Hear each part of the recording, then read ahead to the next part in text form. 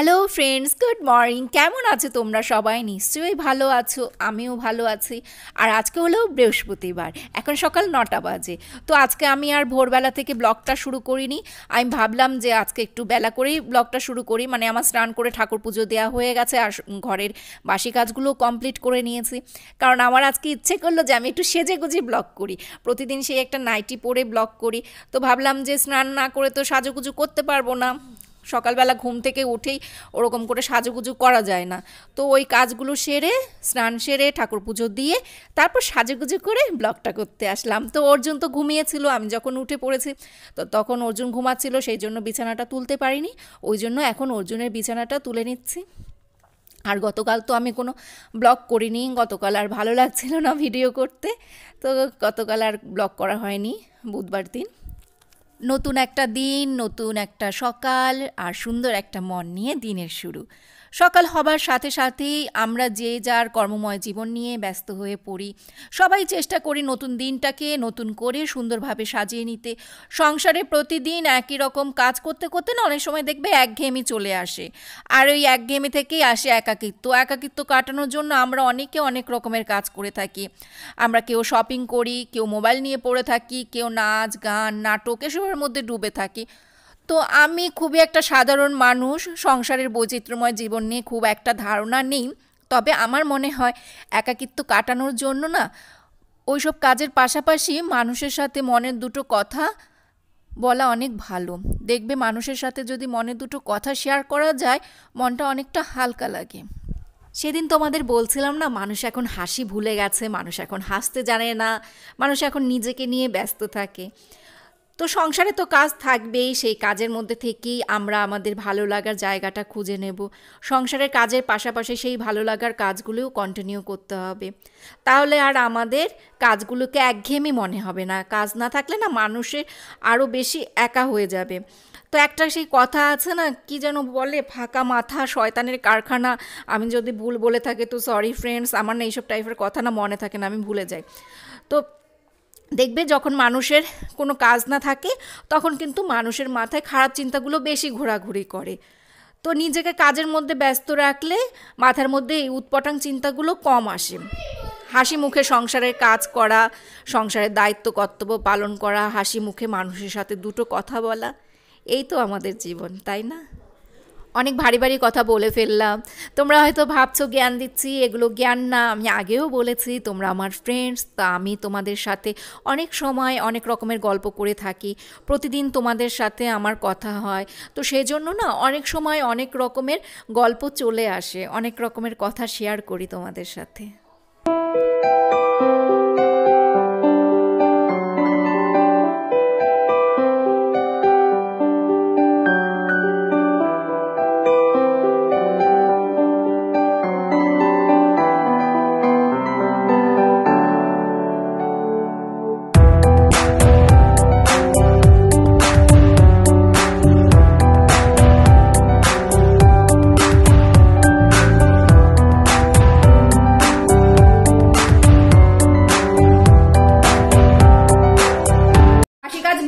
Complete হয়ে গেল। এখন যাব নিচে কিচেনে। কিচেনে গিয়ে বানাবো হলো গিয়ে ব্রেকফাস্টে ধনিয়া রাইস। আমি আর কৃপা ধনিয়া রাইস খেতে ভীষণ ভালোবাসি, ভীষণ ভালোবাসি। আর ধনিয়া চিকেনের গল্প সেদিন তোমাদের সাথে করছিলাম, তো ওটা তো আর খাওয়া হলো না, ওই জন্য ধনিয়া রাইসটা করে খাচ্ছি। আর অর্জুন ধনিয়া রাইস খাবে না, ও খাবে ম্যাগি। ও পছন্দ করে না, ধনিয়া রাইসটা পছন্দ করে না। আর হাজব্যান্ড সে তো সেই মর্নিং ওয়াক করে আর বাড়িতে আসেনি, একটু আগে এসে আর কি বাজারটা শুধু দিয়ে গেল। তো ওকে জিজ্ঞেস করলাম যে তুমি টিফিন খাবে না? বললো যে আমি আজকে খাবো না, আমি চা খেয়ে এসেছি দাদার বাড়ি থেকে। তো আমাকে শুধু চায়ের কথাই বললো, চায়ের সাথে আর কি খেয়েছে আমি সেটা জানি না। তো বললাম টিফিন করবে না? বলে না আমি টিফিন করবো না, আমার পেট ভরা আছে। তো এই বলে সে চলে গেল। তো টিফিনটা হয়ে যাওয়ার পরে রান্না যেটুকু পারি করব, কারণ আজকে তো বাড়িতে বাজার ছিল না, ওই জন্য আমার একটু প্রবলেম হয়ে গেছে, কারণ কোনো কিছুই এখন গোছানো নেই। তো ওই জন্যই আর কি বললাম যে যেটুকু পারি রান্না ওইটুকু কমপ্লিট করে, অর্জুনের এক্সামটা দিতে হবে, 11টার সময় এক্সাম, ও এক্সাম দেবে, তারপর কি বাকি রান্নাটা করব। তারপর আবার আজকে আবার আমার একটু বাজারেও যেতে হবে। তাহলে চলো ধনিয়া রাইসটা দেখো আমি কি করে বানাই। অনেকে অনেক রকম ভাবেই বানায়, কিন্তু আমার প্লেন ধনেপাতা বাটা দিয়ে করতেই বেশি ভালো লাগে। তো চলো কিচেনে যাই। এখানে আছে হলো ধনেপাতা, আদা আর দুটো কাঁচা লঙ্কা, এগুলো সব আমি একসাথে এখন পেস্ট করে নেব। আদার পরিমাণটা খুবই কম, তো ওই জন্য চোখে দেখা যাচ্ছে না। আর এদিকে আমি কড়াইতে সাদা তেল দিয়ে তারপরে গোটা জিরে ফোড়ন দিয়ে পেঁয়াজ কুচি দিয়ে দিলাম। এখন দেব ভাত। ভাতটা হলো গিয়ে গতকালের ভাত ফ্রিজে ছিল, তো সেটা দিয়ে আর কি ধনিয়া রাইসটা করছি। অনেকটাই ভাত রয়েছে, তো আমি পুরো ভাতটা দিয়েই ধনিয়া রাইস করে নেব, কারণ আমি আর কৃপা ভীষণ ভালোবাসি। সকালে খাবার পরেও আমাদের এই আর কি ভাতটা থেকে যাবে, তো ওটা আমরা দুপুরে খেয়ে নেব। এখন দিচ্ছি মটরশুঁটি ফ্রিজে বেশি ছিল না, তাই আমি দিতে পারলাম না, যেটুকু ছিল সেটুকু দিলাম। তবে এর মধ্যে বেশি করে মটরশুঁটি দিলে খেতে খুব ভালো লাগে। এখন নুন মিষ্টি দিয়ে দিচ্ছি।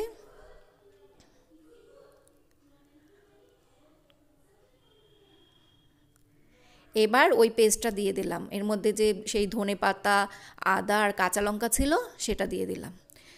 আর নামানোর সময় লেবুর রস দিয়ে নামিয়ে নিলাম। ব্যাস রেডি ধনিয়া রাইস। তো এর মধ্যে অনেকে গাজর, বিনস, কাজু এসব দেয়, কিন্তু আমার সেগুলো ভালো লাগে না। গোটা গরম মশলা দেয়, আমার ওসব ভালো লাগে না। আমার মনে হয় ওই জিনিসগুলো দিলে ধনিয়া রাইসের ফ্লেভারটা আর আসে না। আমার এরকমই ভালো লাগে, আমি এইভাবেই ধনিয়া রাইস করে খাই।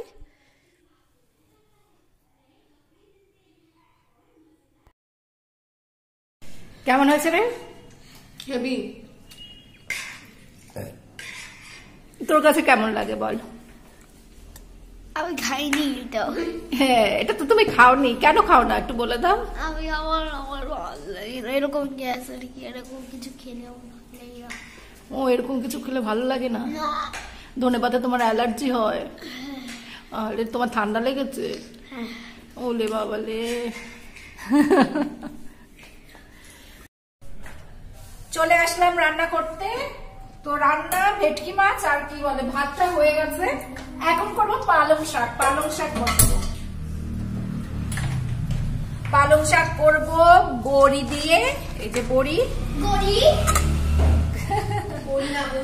আর হলো গিয়ে এখানে রয়েছে পেঁপে, বেগুন, শিম, এগুলো দিয়ে পালং শাক হবে।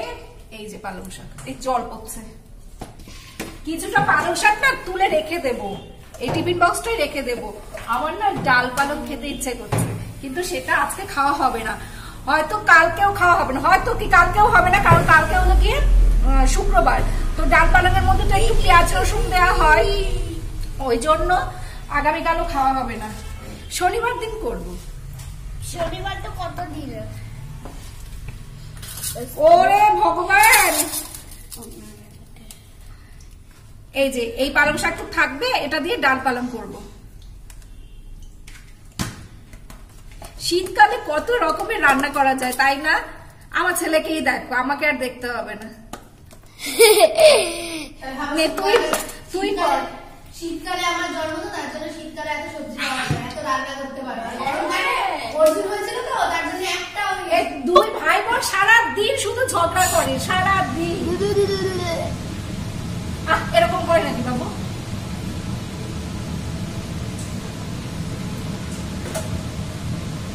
এই চিমনিটা চললে আমার কথা শুনতে পাও না মনে হয়, ভালো করে শোনা যায় না।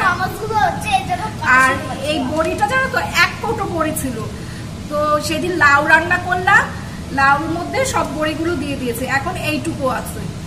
এবার বড়ি খেতে আমি আর কৃপা খুব ভালোবাসি। যখন ওই বড়িটা আর কি ভাজা হয়, তো তখনই আমাদের অর্ধেক বড়ি খাওয়া হয়ে যায়, শুধু শুধু ওই বড়ি নিয়ে খাই। ওই জন্যই বড়ি শেষ হয়ে গেছে, বড়ি আনলে থাকে না। আজকে এই দেখো এই কটা রয়েছে, আজকে আর খাবো না। আজকে যদি খেয়ে নেই তাহলে আর সবজির মধ্যে দিতে পারবো না, সবজিতে কম হয়ে যাবে।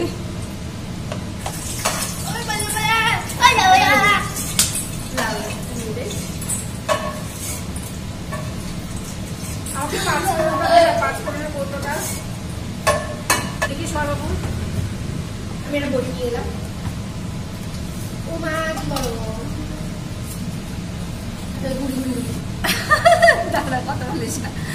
আমরা পালং শাকে গোটা জিরো ফোড়ন দেই, কালো জিরো ফোড়ন দেই, আবার পাঁচ ফোড়নও দেই, যখন যেটা ভালো লাগে তখন সেটাই হয়।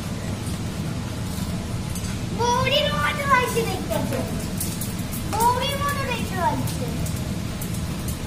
মৌরি না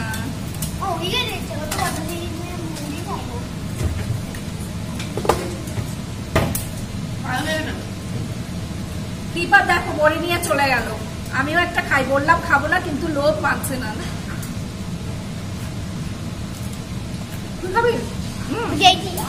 আমার হাজবেন্ড কি করে জানো, ও বড়ি খেতে পছন্দ করে না।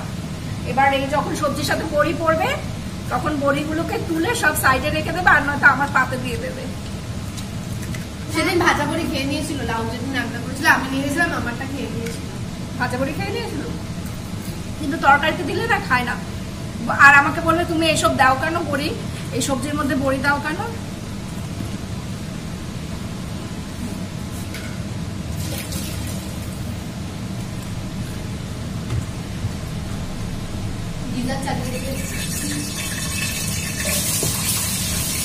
গিজারটা কেন এত সুন্দর চালিয়ে রাখছিস? যা গরম হয়নি কই এত সুন্দর। দেখো গাইস, এবার সব মশলাগুলো দিয়ে দেব। মশলা বলতে শুধু হলুদের গুঁড়ো, জিরের গুঁড়ো আর কাঁচা লঙ্কা চিড়ে দেব। তো এই পালং শাক খাওয়ার সময় যদি আমার হাজবেন্ডের মুখে লঙ্কা পড়ে না, মানে চিড়ে দেবো তো কাঁচা লঙ্কা, তো ওই চেরা কাঁচা লঙ্কা যদি মুখে পড়ে না তাহলে হয়ে গেল। তখনই বলবে তুমি কাঁচা লঙ্কা বেটে দিতে জানো না, বেটে দিতে পারো নি। আর আমি তো কাঁচা ফাঁকি মারার জন্য কাঁচা লঙ্কাটা আর বেটে দেই না, কাঁচা লঙ্কা চিড়েই এর মধ্যে দিয়ে দেই। ও রে বাবা, ও মশলা কষিয়ে পালং শাকটা দেওয়া হয়ে গেছে। বাবা উঠিস না, পড়ে যাবি। কেন এরকম করবো না, এখন নুন মিষ্টিটা দেবো।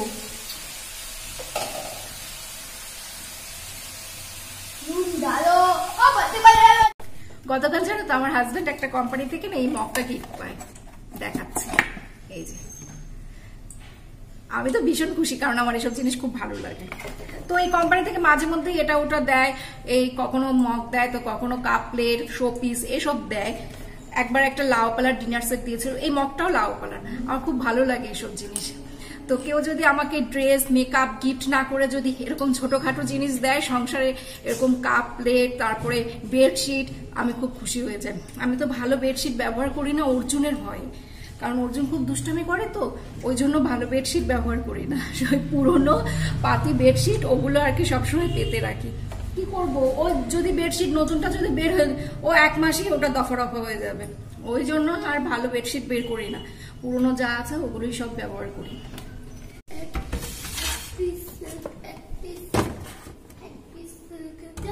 এটা আর প্যাকেট থেকে বের করে রাখলাম না, প্যাকেটটাও ভালো লাগছে, এখন প্যাকেট থেকে আর বের করলাম না, এটা এরকমই থাক।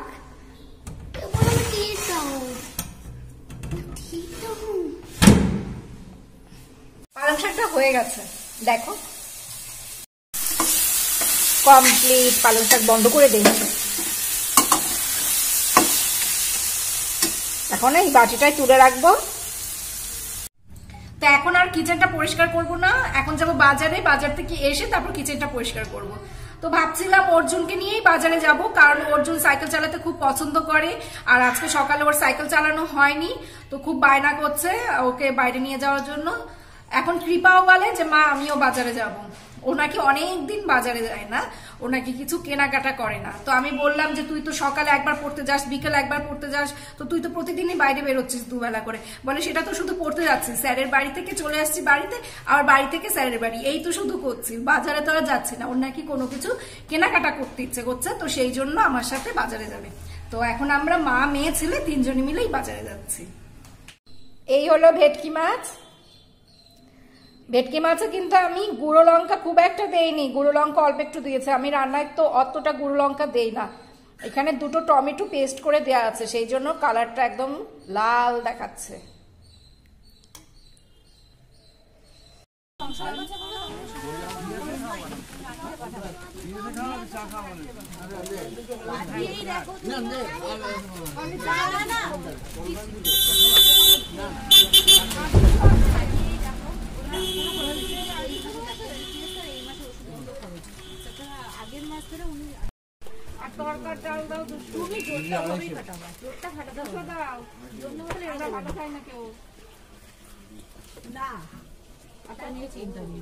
তুমি তোমার মতো এসে কথা বলো, আমি তোমরা নাই না বলবে।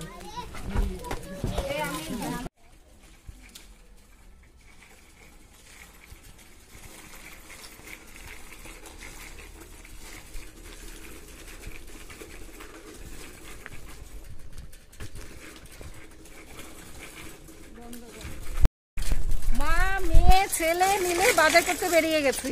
আর এই তিনজনের মাস্কগুলো দেখো, মাস্কগুলো কিন্তু দেখতে সুন্দর। অর্জুনের আর্মি মাস্ক আর কৃপার যে মাস্কটা পরেছে এই মাস্কটা আমি নেব করে ভাবছিলাম, আমার জন্য নিয়েছিলাম, কিন্তু মেয়ে আমাকে দিল না। মেয়ের নাকি এটাই পছন্দ হয়েছে। দুটো দেখতেই প্রায় সেম। তুমি কি বেশি বেরো বাইরে? বেশি বেরি তো আমি তো বেরোই বাইরে না। ও আমাকে দিল না, আমারটা নিয়ে গেল। সেদিন কিনেছিলাম 25 টাকা করে নিয়েছে।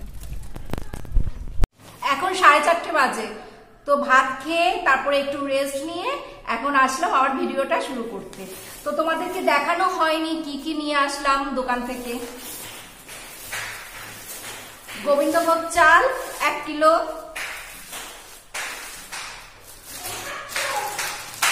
ময়দা 1 packet, butter, sauce, chocolate sauce. এগুলো তো আমার ছেলে মেয়ের বায়না। ওরা তো সেই আরো প্রচুর সেই কি বলে ওগুলো কি চিপস, চকলেট, আরো কেক এগুলো নিয়ে এসছে, তো ওগুলো আনার সাথে সাথেই খেয়ে নিয়েছে। বিউলির ডাল, দুটো কমপ্লান, জিরের গুঁড়ো প্যাকেট দুটো নিয়ে এসছি, হানি, কারণ এখন তো এই ঠান্ডার দিন একটু আর লিকার চায়ের সাথে হানিটা দিলে ভালো লাগবে, কারা যে চাটা ওটার সাথে দিলে।